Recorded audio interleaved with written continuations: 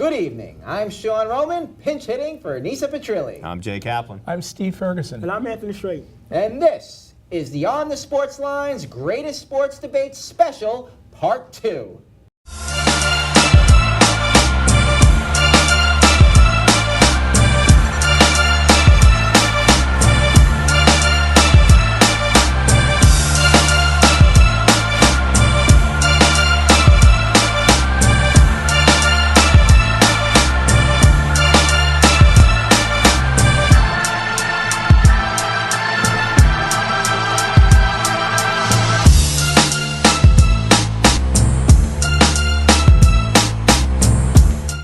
Baseball fans may be suffering through the dog days of August, and NFL fans may be looking for hope in exhibition game performances. But once again, we're going to take a break from breaking news and game breakdowns and debate a classic or current topic in sports. We enjoyed it so much the first time, we wanted to do it again before things get really real in September. As always, you can find us on social media. Follow us on Twitter at OnTheSportsLines. And like us on Facebook at Facebook.com/OnTheSportsLines. Colin Kaepernick led the 49ers to the Super Bowl in 2012. But of late, the only thing that he's remembered for is kneeling during the national anthem. With some teams having quarterback issues due to injury or lack of depth, you would think that Kaepernick would be in an NFL training camp somewhere. But as of this show, he is not. So let's kick it off with Anthony. Is Kaepernick not a fit anywhere due to a lack of skill set, or do you believe he's being blackballed? For me, he's absolutely being blackballed. And I don't mean like a whole, let's sit around the nights at the round table discussion and let's just put up a plan to keep him out of the league. It's the fact that you have a guy who had a 90 quarterback passer rating, threw 16 touchdowns, 4 interceptions last year. His career numbers is 70 touchdowns opposed to 33 interceptions. And last year, only took the ball a total of 5 times. He lost 1 fumble on a really bad San Francisco 49er team. And certainly, he can't get a job. But I put out a list of people who have jobs. You have Josh McCown, who was 2-22 in his last 24 starts. You have Ryan Fitzpatrick, who only sabotaged a good Jet team in the first half of last season with every timely interception. You have Thad Lewis, who's been out of the league, who hasn't played NFL games since 2013. Oh, and by the way, the Miami Dolphins just threw $10 million at Mr. Laguna Beach himself, Jay Cutler, to come out of retirement, which is only a few months, by the way.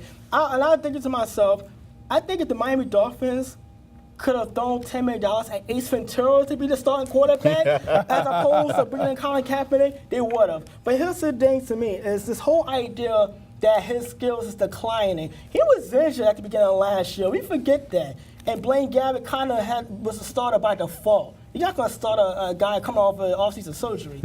But this whole idea that he's not better than a Mark Sanchez or a Drew Stanton or a Brock Osweiler is ridiculous. And I just think right now he's being used as an example by the owners to basically do as you're told.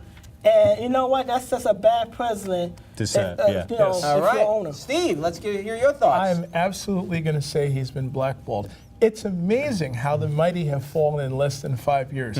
We're talking about a guy back in his college days who actually took his team, which was number 19 in the country, and I remember this game because Kellen Moore his team was number 1 in the country. You actually talked about that game on the show. Yes, I did. And they upset them. And I had never seen Kaepernick play, and I thought Kaepernick was phenomenal. And when I saw him in the Super Bowl, this guy almost won the MVP in the Super Bowl. He was tremendous in the Super Bowl. So in less than 5 years, you're going to tell me his skill sets have completely eroded to that level? What I think has happened is the owners have said, fine, you want to kneel down and not stand up in the national anthem? We're going to do the reverse, and now you're not going to play at all. And I think that is absurd. Plus all the names that he mentioned of quarterbacks that he is 10 times better than, totally being blackballed. Jay, what are your thoughts? All right, look, do I think to some extent that he's being blackballed? by the owners to not bring him into a training camp? Yeah, maybe. But is it a coordinated collusion-like attempt by all the NFL owners? No, Anthony, I don't think it is like that. That being said, I'm going to show you guys 3 instances this summer where case was made by media. Why hasn't he been brought into this camp? And honestly, I think you can apply legitimate football reasons why he wasn't, whether you guys want to believe it or not. Let's talk about the Ravens. Okay, granted, bad luck. You're bringing in a former Arena League quarterback to supply some depth in camp when Joe Flacco gets hurt, especially when that's followed by comments by your owner that hint at a non-football reason for not bringing him in. But here's the deal, all right? Kaepernick is not really a good fit for the type of passing game that Baltimore runs, and with a doctor's report that Flacco will be healthy in time for the opener, the Ravens' decision may be forced on them by their owner, maybe not, who knows. That decision to stand pat is not necessarily wrong football-wise. The Dolphins, okay, you can bring this up, but honestly, guys, the minute Ryan Tannehill went down, did you not think the first thing Adam Gase was going to do is pick up the phone and call his old quarterback, Jay Cutler? He was his OC in Chicago. Cutler knows the offense. He can step in, start straight away, minimum of catch-up time. In terms of skill set, he's more comfortable in the pocket. He sees the field better. He's more accurate. And he honestly has a better arm than Kaepernick. And for the Dolphins, with all of that, plus his history with Gase, it was a no-brainer. Then, yeah, you come to the Jets and you're coming about McCown. Here, you would think the Jets would be an ideal place for him to land. But the case can be made that not signing him was good from a football standpoint. His skill set may not have been a good fit for the type of West Coast-leaning offense that offense coordinator John Morton is bringing in. You don't want somebody who's coming into camp to potentially retard Christian Hackenberg's development because they're all in on Christian this year, right? And honestly, if you need a stopgap, if he fails, you've already got McCown, who's a better fit skill set-wise for that offense. So I can honestly see how the Jets would say it doesn't make sense to bring in Kaepernick. Legit football reasons all, though we all know at the end of the day, Woody Johnson was never going to let that guy come play for the No, Jets. for totally different reasons. Yes, by the way. exactly. My opinion on this is Colin Kaepernick completely brought this on himself. He is so privileged in the United States to have a job that pays him tens of millions a year. When he's protected by a contract, what does he do? He takes the knee. Now it really stirs up a lot of fans passionately, and I thought that John Mara, who's been a great corporate citizen over the years, explained it from his perspective, and it reflects what the other owners feel independently. Okay, that's his right, but I don't want to hire him. I don't want to put him out there. I don't want him to be the face of my team. Other owners feel very passionate about the issue because it upsets their fan base from that perspective. And Pedro, no matter how much you hold that sign up, these guys spoke for so long, so I'm going on. So from that perspective, Colin Kaepernick is completely to blame for his own scenario. Because look, if he's hired, he says now, when he doesn't have a contract, it's very convenient. Hey, guess what? I'm not going to do that anymore. Yeah. But what happens when the next Charlottesville happens? What happens when the next big incident? Kaepernick would always be free to change his mind at that point. And what was one of the top leading stories last year? Not athletics in the NFL, but a quarterback on a 2-14 team who sat and later knelt for the anthem. And I understand completely why an owner doesn't want that. And guess what? If one owner finds him a fit, I have no problem with that either. But most owners independently do not want him on the team. Agreed. Yep. All right. Major League Baseball is in a period where there is a surplus of legitimate stars aged 25 and younger who are the focal point of their team. We're going to play general manager and debate which one of these young guns we take to build a team around. Steve, who would be your pick if you were starting a team? Well, since I can't go with Mike Trout since he's just out of that 26. range and he's 26, I'm going with a guy that probably is going to help the Los Angeles Dodgers possibly win a championship this year. And I will tell you who that is. That's Cody Bellinger. This guy is the son of Clay Bellinger, Yes, who used he's to play played for for the the Yankees, among other teams. And you talk about how different as night and day talent-wise, this is the guy. This guy is basically the Aaron Judge of the National League. 34 home runs, 75 runs batted in. He plays an excellent first base. Reminds a lot of people probably of Mattingly or even Keith Hernandez. He's that good. He's a More power. Yeah, he's a respectable left fielder. First baseman. Well, yeah, but he plays left field They've too. been putting him in left field this Yeah, and he plays it pretty well. Wow. His speed for a guy at 6'4" is actually pretty good, and you cannot pitch this guy down and in at all. The Mets found that out when they played them a few weeks ago. He is a dynamite, phenomenal player, and he's 22 years old. Can you imagine how much better this guy's going to be in 2 or 3 years? Barring any major injuries, he may be the best player in the game in a couple of years. I'll tell you what, though. For a minute there, I thought you were going to go with somebody else on that team, and that's the guy I'm going with because the Dodgers have an embarrassment of riches here. I'm going with their shortstop, and that's Corey Seager. Okay. Because to me, I'm a believer you build a team, the up-the-middle positions, catcher, second base, shortstop, center field, and for those last 3 spots, you look for 5 tool players. And Seager, to me, fits this bill. Yeah, he can stand to improve his defense a little bit, but it is good enough right now. He has good hands. He moves pretty well, considering he's the biggest shortstop in baseball history. Yeah. 6'4", 215 in his hitting. Well, that dude, he has the makings of one of the greatest hitters ever. Rookie year was nothing short of spectacular. Slash line, 308, 365, 512, 26 homers, 72 RBI, 105 runs scored. All-Star game, Silver Slugger Award, 3rd in the NL MVP, and won the Rookie of the Year. And honestly, he could eclipse that all this season. 308, 398, 519 slash line. He's got 19 homers, 59 RBI, and 73 runs scored through the first 118 games the Dodgers have played. That puts him on a pace for one of the elite type of seasons. 300 batting average, 400 on base, 500 slugging with 40 doubles and 30 homers. He's once again an all-star. I got to tell you, Steve, the Dodgers are flat out loaded. You got Bellinger, you got Seager. He's one of the biggest jewels in that crown. And I think he and Bellinger are going to be a cornerstone for that franchise for the next decade. I don't see anybody taking the Dodgers out if those guys play well. Cannot agree with you more. You know what? You guys talk about cornerstone players and build up the middle. I'm talking a guy who's already a cornerstone franchise player and has won. If you're talking about Chris Bryant of the Chicago Cubs, fly the W all you want with this guy. He was the 2015 NL Rookie of the Year. Remember, this guy did not get called up until the middle of April of that season. Yeah. They were going to actually leave him down in the minors until God knows. And all he does is help the Cubs get back to the playoffs, get to the NLCS, and the following year, how did he follow that up? NL MVP, 292, 39 homers, hit 2 home runs in a 7-game World Series win over the Cleveland Indians. I mean, when you by the way, he kept the last out of the ball. Yes, he did. He's a smart man. Yep. He kept that. I don't know if it went towards his wedding or anything like that. Yeah. He sold it all. Good point. But he hit 39 home runs, and this year after a slow start, 291, 22 home runs after a hot August. By the way, you talking about build up the middle. He has played primary third base. He has played the entire outfield. Yes. He's also made 6 starts at first base, and he's played a couple of games at shortstop. He is the most valuable and versatile player on the Chicago Cubs team who has finally arisen from the World Series hangover and are now pushing to win another division title and get back to the playoffs to defend their crown. All right.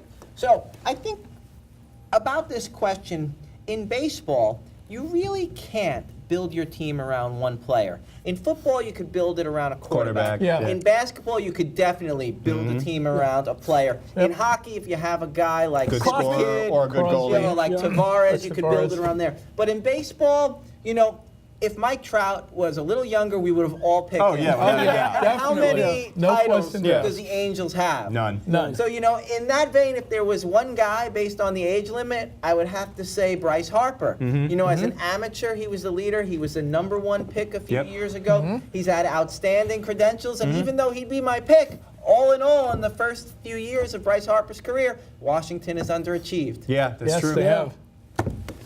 All right. One of the biggest issues facing the NBA these days is tanking late in the season by teams that are lottery bound in an effort to get the best shot at the #1 pick. It's become more and more common of late, and it hurts the league. But the NBA draft rewards failure, which encourages teams to tank. Jay, can the NBA do anything about the tanking, or should they just accept that it's part of the game? Honestly, tanking hasn't proven to do anything yet. I mean, teams keep doing it, but has anybody succeeded? Take the Sixers, who I follow as Exhibit A. They've practically made an art form out of tanking, whether they'll admit it or not over the last 4 years as part of Sam Hinkie's process. And what's it gotten them? High draft picks that have either been traded too soon or, after a season or two, or can barely stay healthy enough to stay on the floor together, and a .229 winning percentage over the last 4 years. Okay, so at the end of the day, even if you tank enough to get enough ping pong balls in the lottery, wind up with the #1 pick. How often are you getting an it guy? A guy who a once-in-a-generation player like a LeBron, Kobe, or Michael that instantly turns your team around and gives you a cornerstone to build with. LeBron was the last one, guys, 14 years ago.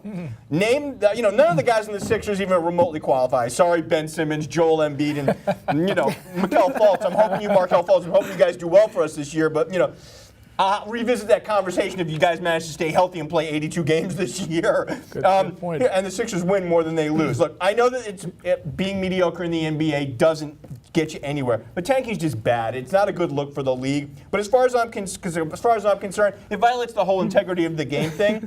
But I don't think the NBA needs to go crazy legislating it out of existence just yet. Well, unless the Sixers turn around and win 60 games and make the NBA Finals this year. You never know. Well, you know what? To me, when you cheat fans, and that's what tanking really is, it's not good for the game. I mean, the Knicks were criticized last year for winning their 31st game, and people said, why don't they just keep losing so they can get the first pick in the draft? It doesn't matter that much in terms of your team, but what it does do, it creates a bad image for fans who are watching the game and saying, the league. Yeah, absolutely. I mean, what's the point of cheating fans just to get a draft pick? And as you said, Jay, it's very rare you actually get this it guy who's going to run your franchise. So no, I think it's terrible that tanking's going on and it's continued to go on. Anthony? But I don't see the NBA being able to stop it. Tanking is pretty much an NBA of art form at this point. It is a way of life. Get over it. It's part of the league. Are you kidding me? Tanking? Are you serious? You don't know how many of those Knicks fans you're talking about was losing their minds because they won a game against the 76ers? Here's the thing. The NBA instituted a system that awards mediocrity. You put in a draft lottery system, the worse you are, the more ping pong balls you're going to get, and the worse record, you get a higher percentage to get one of the top 3 picks in the draft. Here's the thing. You put this system in. You try to discourage tanking, and all you did was make it a way of life. Yeah. And it's an art form. Look at you talk about the 76ers. They're in chapter 5 of Trust the Process. Okay? They have more chapters in rebuilding than there are in Game of Thrones right now. And you're going to tell me that tanking is bad for the league? Of course it's bad. But guess what? When you have the fans, when you have the local media writing articles about why the team winning games, and you're telling me we could get a higher draft pick, the Knicks have the highest, and I'm a Knicks fan, by the way, for those of you who haven't figured it out, they have the highest ticket prices in all the league. They do. And they can't win more than 30 games.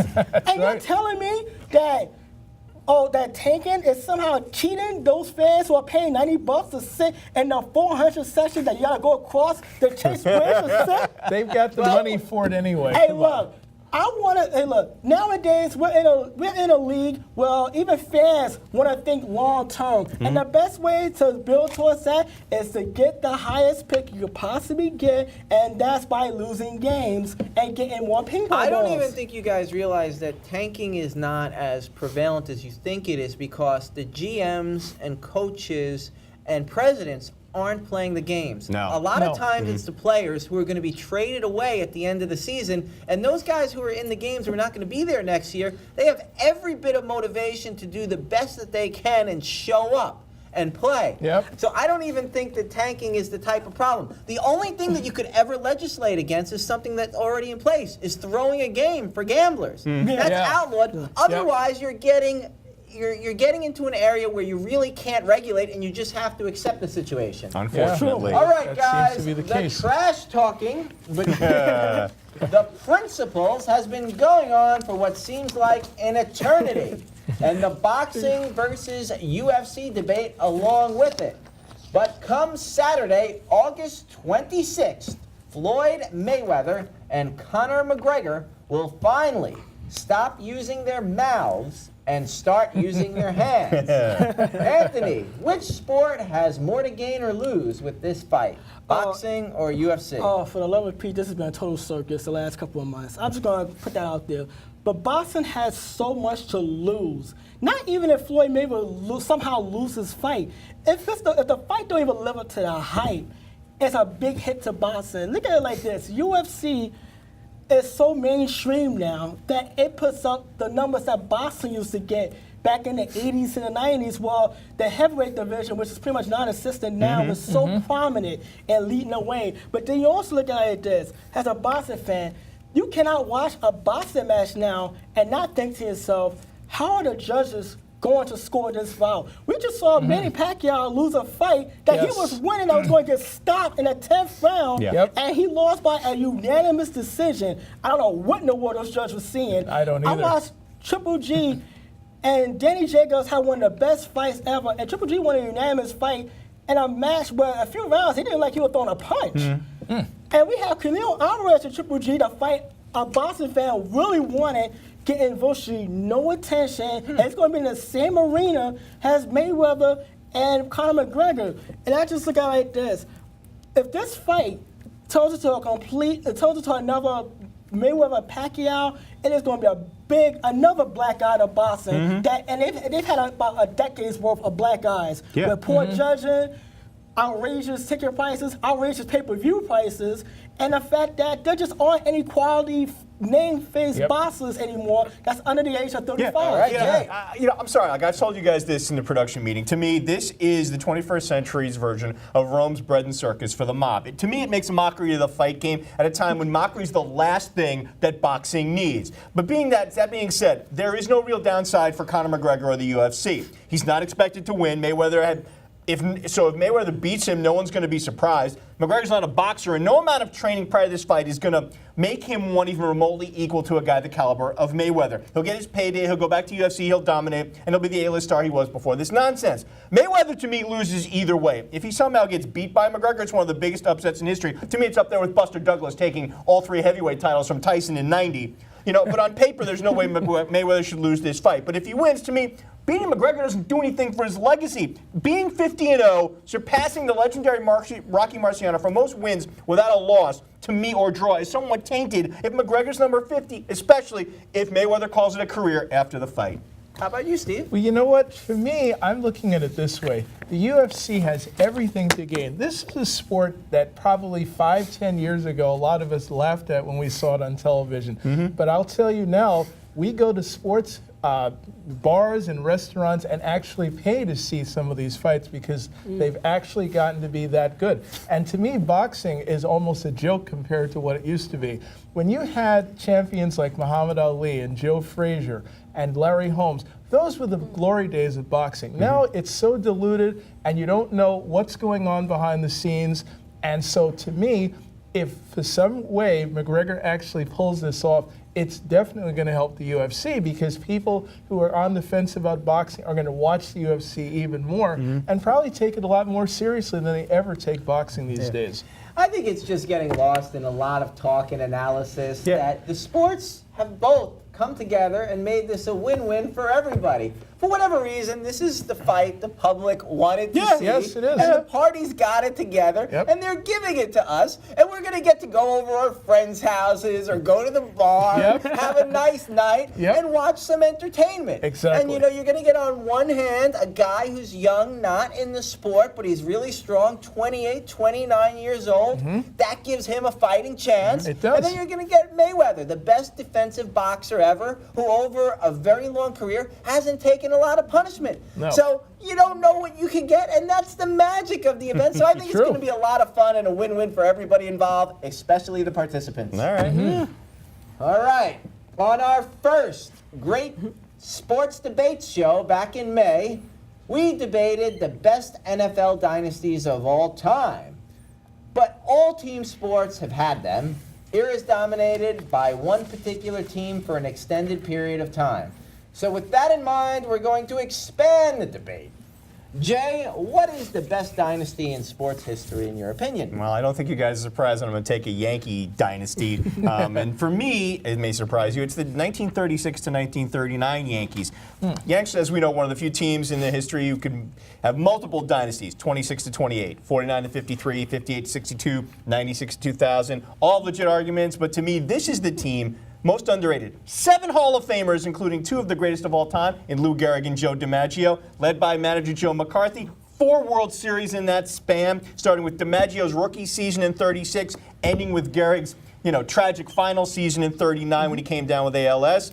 In 4 pennant-winning seasons, the Yankees led the American League in runs scored, including a near-record 1,065 and 36, led them in homers, walks, and far and away in ERA, shutting down opponents in an era when offense was rampant throughout the league. It didn't matter who the National League threw at the Yankees. They were no match. The Yankees went 16-3 en route to 4 series titles. And with all due respect to the Murderers Row team of 27, that 1939 team went 106-45. That's a 702 winning percentage, pretty much without Gehrig after April. Jim, we got less than 2 minutes. We could come back to it. I know, we can talk about it all night. You guys come in, give your Thank you. piece, and then maybe I can say I'm something. going to say real briefly, it's a team we all despise. It's the New England Patriots. This team has been on an incredible run. Tom Brady alone, 4 MVP titles, 5 Super Bowl rings.